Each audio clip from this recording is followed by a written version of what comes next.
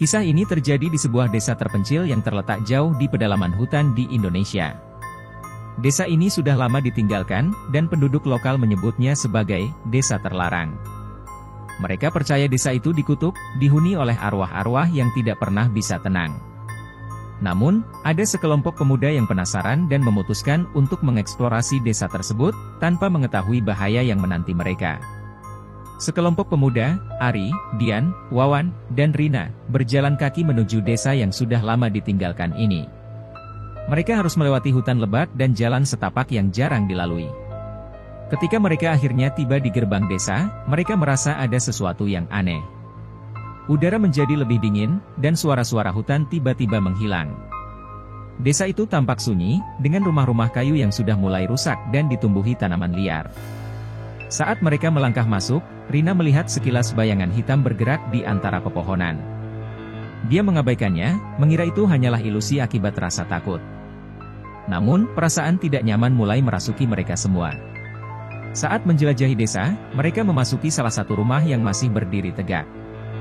Di dalam rumah tersebut, mereka menemukan meja makan yang masih dipenuhi dengan peralatan makan kuno, seolah-olah baru saja digunakan.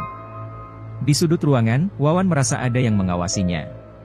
Ketika dia menoleh, dia melihat seorang wanita tua dengan wajah penuh kerutan berdiri di pintu belakang rumah, menatapnya dengan tajam. Wawan panik dan memberitahu teman-temannya, namun ketika mereka melihat ke arah yang dia tunjuk, wanita itu sudah menghilang. Mereka mulai merasa cemas, tetapi rasa penasaran mereka lebih kuat. Mereka melanjutkan eksplorasi, namun suasana semakin mencekam. Di tengah eksplorasi mereka, suara langkah kaki mulai terdengar dari atap salah satu rumah. Ari memberanikan diri untuk memeriksa, dan ketika dia melihat ke atas, dia terkejut melihat bayangan seorang anak kecil berlari melintasi atap rumah. Anak itu tampak pucat dan kotor, dengan mata kosong yang menatap langsung ke arah Ari sebelum menghilang ke dalam kegelapan.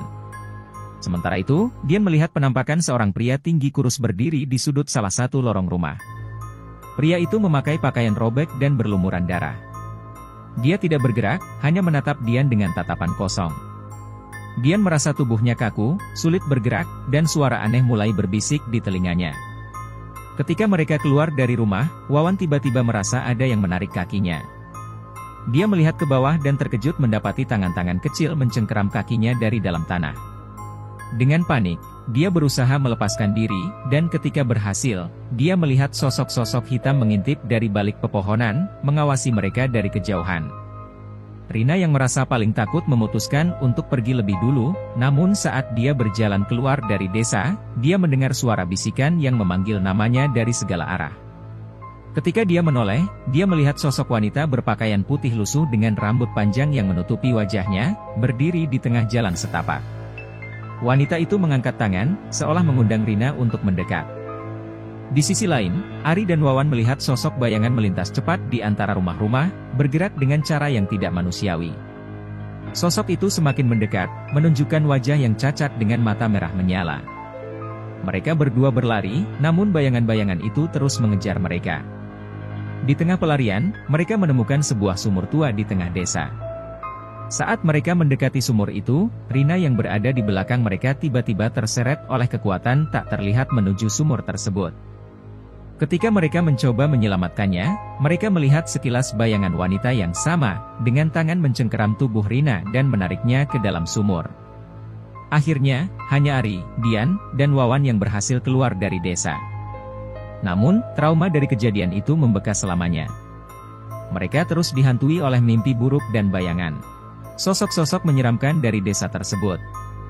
Penduduk lokal yang mengetahui kisah mereka memperingatkan, bahwa siapapun yang berani menginjakkan kaki di desa terlarang tidak akan pernah bisa melupakan apa yang mereka lihat di sana. Dan cerita ini menjadi salah satu misteri yang tak ingin diungkap lebih jauh. Terima kasih sudah menonton channel Fastbone. Jangan lupa subscribe, like, dan komen. Bagi teman-teman yang mempunyai cerita horor, silahkan hubungi kami jika ingin berbagi. Terima kasih.